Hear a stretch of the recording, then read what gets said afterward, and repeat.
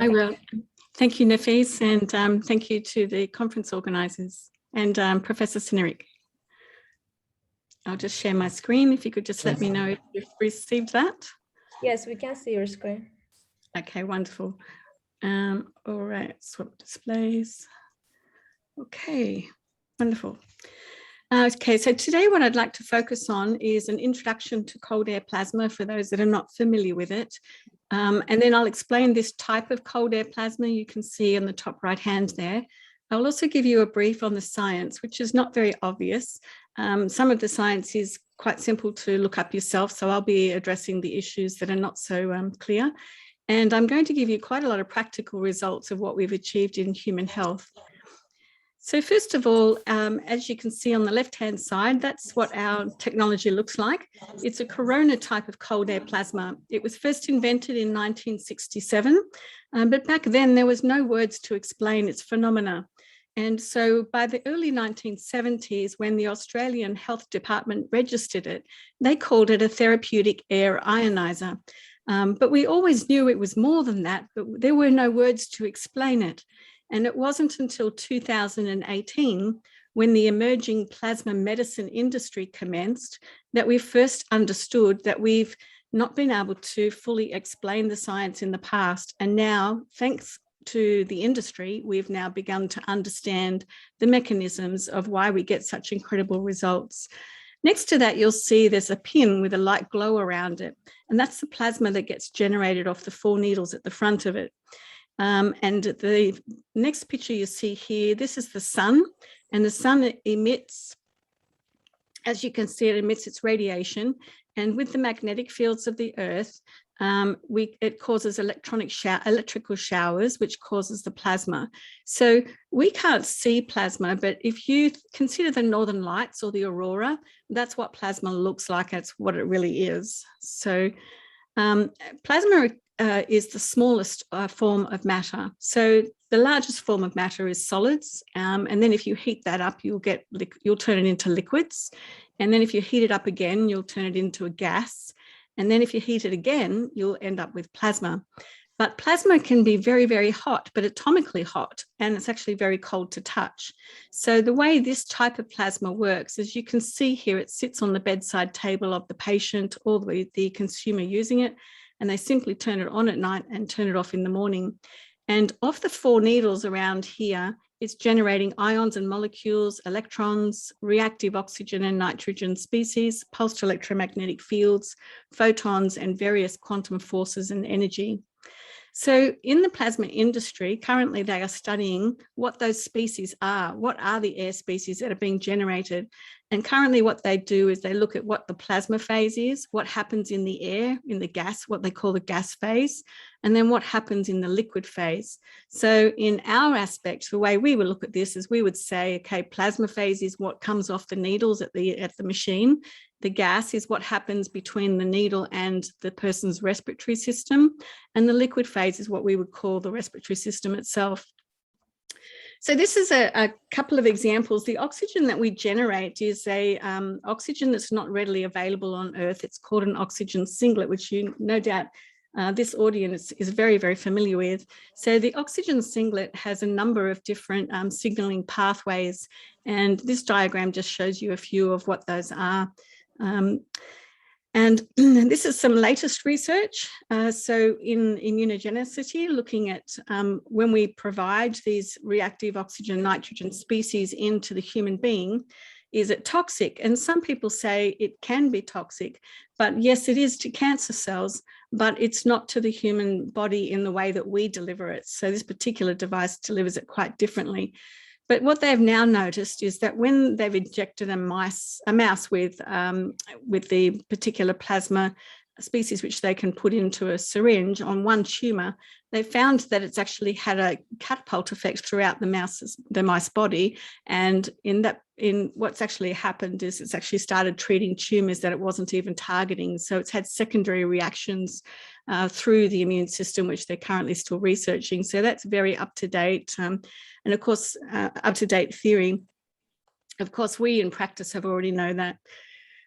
So it produces a stable redox regulator detox regulator. So the superoxide oxygen is an essential antibacterial enzyme, as you know, and the external ROS system and the internal ROS system through the respiratory system, with this type of production of reactive oxygen nitrogen species, is able to be converted into hydrogen peroxide, which is very stable inside the fluids of the respiratory system in the way that we do it.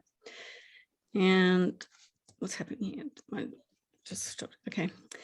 Oh, went too far. Okay, so it's stable in the body's waters, and this shows you a few of the little chemical reactions that take place in the water as it converts, the superoxide gets to, converted into hydrogen peroxide in a low concentration, which is the way that we do it. It is also stable in the system's regulators. So this shows us how we affect the nervous and hormonal regulation system. So when the species is breathed in through the nose and the throat, it hits the vagus nerve at the back of the trachea. And then it is able to travel across the blood-brain barrier because the species are so very small. They can quite easily reach across the blood-brain barrier. And when they reach the higher regions of the brain, they have an automatic and a very a direct channel to the hormonal systems, and then eventually to the sympathetic outflow of the heart. So this is why with the patients that use it, we get a lot of people coming back explaining that their hormonal systems are balanced now, and there's a lot of other benefits that happen through the central nervous system through this mechanism.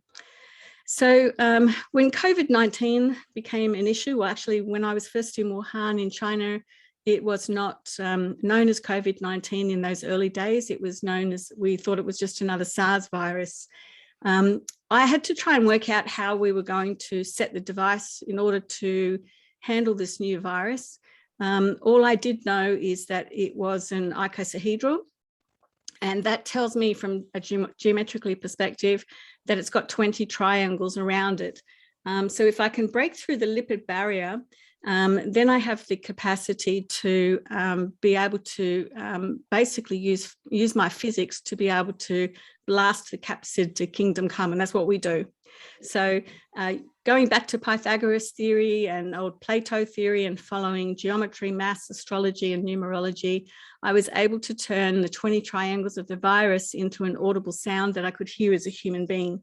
When I did that, all I had to do then was to work out, okay, that's 3,600 times per second in cycles of that particular sound, which was an F-sharp sound, A-sharp sound, making the F-sharp chord. So what I had to do then was to actually match the factor 9 grid of that numbering system with my device.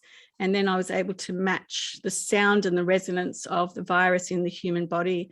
And that's why we've had such success in treating viruses, not just this one, but all viruses for 53 years. So also it's worthwhile explaining a little bit about the water bubbles and memory. So in our particular device, we're generating a vibration and a frequency, and that resonates.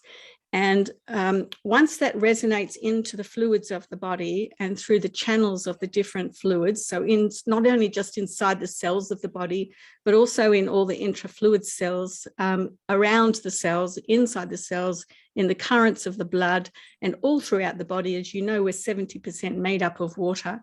So when we can resonate that water, we can actually put a certain frequency into it, and the water gets captured. So you'll see here inside the orange, that's the actual frequency. Now, the really interesting thing here is the frequency of the energy actually gets protected by the water molecules.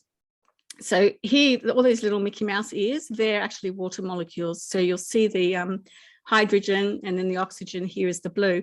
And you can see that it's actually holding hands around the frequency, and it holds on to it.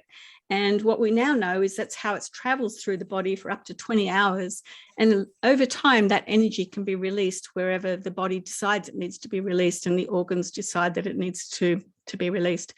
Now, when this happens, the species that we put into the system as well is traveling at a temperature of 1,726 Celsius. But by the time it actually gets into the body, it's actually completely cooled down, and it's matched what the chemical environment is of the body itself. So to explain a little bit easier about what we do with this particular device, you can see here we've got the cold air plasma RON species, negative and neutral polarity. We're producing pulsed electromagnetic fields that generates an ion wind at the needles. And then using the quantum physics and novel portals, we also, through this process, we actually produce what we call ruach energy, which is a life force within the body. And when that life force takes its action inside the blood system, it has a collision which works at a right angle of photons. And the photon is actually what helps to generate that previous slide that you just saw with the water memory of light.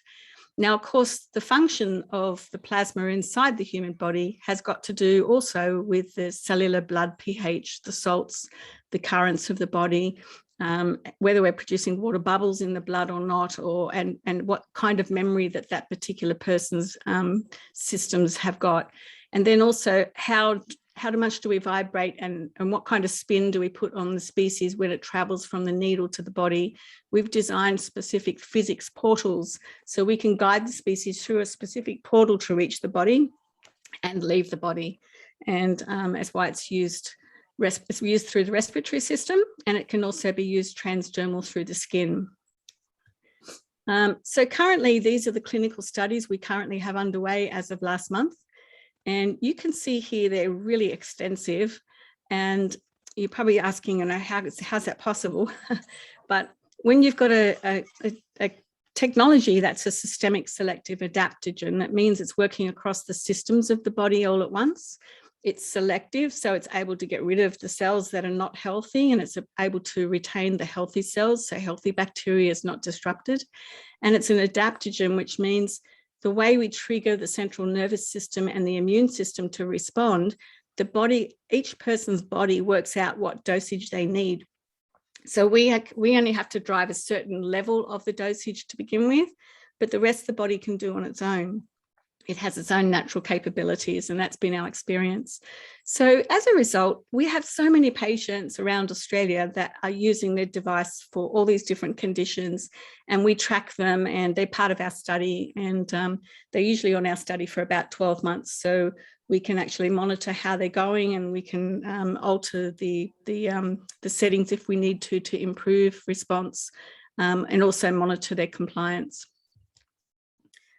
So in 2009, now what I'll do is I'll go into some of the actual results we've received in humans. We did an independent study at the University of New South Wales on 973 patients, and you can see there 95% of those patients report fewer colds and flu. In 2020, we started another study, and we've got 97% reporting they no longer suffer colds and flu. So that's one of the main reasons people use the device is for their health and to keep them healthy, and also to help them sleep. And then they get a lot of other benefits in the process, which is why we have such a large clinical trial group of people. So here's a gentleman who's got a diabetic foot, type 2 diabetes, and he was booked in for amputation. He didn't want to do that, of course, so he called us in. And within 3 months, we actually had to remove the standard of care, which was acid baths, bandages and creams. And then we left the whole wound exposed to the device species, and we placed it at about 20 to 30 centimetres from the heel. And he was he was bedbound anyway, so he was off his heel for 23 hours per day. And it took 3 months. And after 3 months, the redox capabilities had worked really well, and he was able to walk on his foot again. This gentleman's basal cell carcinoma, and you can see there that the tumour decreased in size. It was red in colour, decreased in weeping after nearly 2 months. And we're still looking at this particular cancer. It's responding a little bit different to some of our others at the moment. So we'll keep going. I keep losing my PowerPoint. Okay, here's a lady with Lyme disease. She had the Borelia type, so 65-year-old lady. She even remembers when the tick bit her 4 years ago, and she's come out in severe welts and all over her body. She's had multiple organ failures and system illnesses as a result. She was put on antibiotics by the doctor, but she couldn't tolerate them. So the doctor sent her to us, And we've been treating her 3 hours a day, doing what's called an intense treatment, which is quite close to the skin, and then using the normal respiratory system at night. So you can see by week 3 to 4, she began to improve. By week 5, her brain fog had gone. By week 6, she was sleeping better. And by 7, she was able to, she improved quite enough to be able to restore most of her life, but we're still treating her. And here's an abscess we removed within 2 days from the left mandibular region of the jaw, and the blood corresponding. This was an unusual case, and it's actually started a much larger trial now. So we had a patient with COPD and sleep apnea, and he called to say that when he uses the device, he felt better in the morning than when he used his sleep apnea mask. Now, of course, we don't profess at all to do what a sleep apnea mask does, because sleep apnea mask is a very different type of activity for the human respiratory system. But we did need to investigate this. So we asked him to start monitoring his oxygen levels. And we found that whilst he was wearing the CPAP ventilator, his oxygen levels fell by 12.72%. And then when he used our device without wearing a mask, his oxygen level increased by 34.27%. So we've now got about 24 extra people in that study at the moment, and we're getting similar results to them. So it's very strange when we're not quite sure what that mechanism is just yet. So here's a 25-year-old boy who had brain cancer, and it had metastasized to his lung. He was sent home for palliative care. He had about 1 week to live, and the professor called us and asked if we would go and visit him, and if we could at least assist by improving his oxygen levels. The surgeon felt that it might give him a little bit of extra time with his family. So we did, and he didn't respond, which was really unusual, because patients respond to improvement of oxygen using the device pretty much straight away. And so to have somebody who didn't respond straight away was very unusual. So we called the professor, and then he explained that the particular patient only had half a lung due to a surgery, which we really weren't sure what we could do with somebody with half a lung. But as it turned out, 36 hours later, he called us, and the oxygen levels had increased by up to 95. So it was a great result. It just took 36 hours to work in that particular situation. And so today we're now, 15 months later, or almost 15 months later, and the gentleman's still alive. So he's still with his family, which is good to see. And here's an example of how we use cold air plasma you can start to see that this systemic selective adaptogen is working, because it's working across a whole range of illnesses that we've not gone out and advertised for. These are patients that buy the device just to breathe better and sleep better, and they get all these other benefits. So so it's quite an unusual situation. So the breast cancer was a tumor that was 5 centimeters deep into the breast. The lady had 3 different core biopsies, and she was diagnosed with stage 2 infiltrating invasive lobular carcinoma. So we used the transdermal treatment into the breast, which was through the skin without an excision. And then we used the respiratory system at nighttime. And we monitored her tumor by doing weekly ultrasounds using the same radiation machine, the same ultrasound machine, the same radiographer, and the same time of day. So we did that weekly. And if her tumor started to increase, we would cease the study. And if it didn't, then we would keep going. So this was something that this particular patient initiated, not us. And so what actually happened was her tumor was reducing in size. So she still followed a doctor's advice, and she went to surgery 4 weeks later. And surgery found there was no cancer cells any longer inside the tumor, and all the margins were clear, and all her lymph nodes were clear as well. So let's go back here. All right, so these are the results. So you can see here the core biopsies were taken on the 4th of December, 2018, and the 5 centimeters into the breast. That wasn't actually found until the day of surgery. It was only estimated prior to then. So the histopathology post-surgery on the 7th of January 2019 showed complete absence of the cancer cells, which was a very good report. So here's a lady with wounds, looking at surgical wounds. So this surgery was done by the same operation, same surgeon, same day, using the same tools. And you can see here the breast here, excision has recovered much faster. There's less red color, there's little scarring in comparison to this one.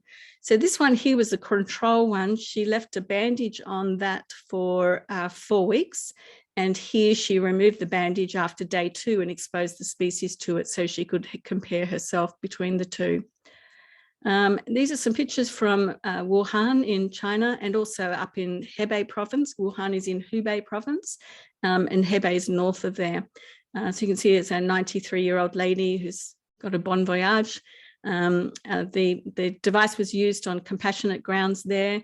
And you can see here we're training in one of the hospitals up in Hebei province, the doctors on how to use the device. And this is an example of one of the patients who was using it. So every single patient we treated was discharged. They weren't only just using this device, of course, they were also being given traditional Chinese medicines by the relevant doctors. So we used the device both respiratory and transdermal again. If a patient was intubated and unconscious, we would roll them onto their side and we'd force the base of the lungs up against the bottom of the rib cage, and we could treat the lungs through the back. So that was another thing we did, that we didn't have too many patients. We only had 2-3 to do that on, but we did have success doing that as well. So in Japan, we went in 2001, we went to test the frequencies we currently use. The device is also used to improve concentration and focus. And we've had a lot of autism and ADHD people obtain good results in using the device. So we wanted to confirm those frequencies, and they came back and verified our results. So in Australia, we have a trucking industry. It's a very big country down here, the other end of the world. And the truck drivers, they do a lot of shift work. And when they're driving from, say, down in Melbourne all the way up to Cairns, it takes a few days. So they were complaining that they were still getting colds and flus, and it didn't make sense because none of our other patients do. We have over 1 million patients in Australia over the past 53 years. So it was very unusual to have this complaint. And so when we investigated it a bit further, we found they were only sleeping about 2 to 3 hours a night or per shift. And this is going back a few years ago now. So we asked the university if they would mind checking for us how many upper respiratory and nasal cavity colonies and bacteria could we eliminate within a restricted time frame of 3 hours, because that would help me work out whether that was what the real issue was. Sure enough, in 3 hours, the result came back with an average of 72% reduction. So that was good news for us because it meant that we could tell them that they need to be sleeping for at least 5 hours to get the result that we require. So here is the late Professor Singer. He did a study on the device and found the cold air plasma that it had immune system reactivity, convincing probability of 0.001, and reduced upper respiratory tract infections, including spore precipitation, which showed a statistically significant immune response. And here we decided that we would test the immune system. We know that we excite the phagocytes in the live blood, so we decided to actually video it, and you can see that on YouTube if you're interested. You just put bionic air into YouTube, and you can see here the phagocytes are very lazy and slow.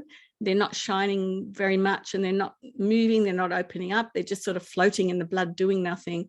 After we exposed a phagocyte to, on the live blood culture slide, to the species of the device, it started to shine really bright like a beautiful diamond, and then it started to open up and you could see it eating pathogens out of the blood almost immediately. So it was very exciting to watch, and it's a really good video if you feel like. It's only 2 minutes long, so it's a nice quick one. So autoimmune disease, we've got quite a lot of patients in autoimmune, probably about 20,000 patients suffering autoimmune diseases at the moment. And from we got a lot of lupus, but the most recent study we did, I've put here. So this was a 44-year-old lady with muscle pain, headaches, brain fog, chronic fatigue, and so on. So in week 1, her daily morning headaches had disappeared. And by the way, if she stops using the device for one night, her headaches come back, and that's how she can tell she's deteriorating again. After week 4, 50% of her symptoms subsided. Week 8, she only had the skin rash, which was only at 75% of what it was originally, and she's no longer diabetic. So that was a surprising result too. So that's combined also with her good diet, I might add. We also have a gentleman who's got a very contorted spine. He's been bound to a wheelchair, a 54-year-old man. He's been in severe pain, obviously as a result, has suffered quite severe depression, chronic fatigue and obesity and high blood pressure. And it took 4 months for us to get a response from him.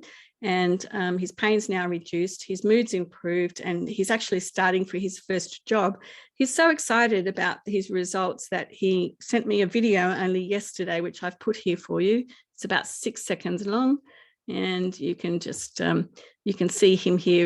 He's so proud of his ability to now walk out of his wheelchair. He's still got that contortion, of course, from the spine being so bent from the autoimmune disease, but done really well.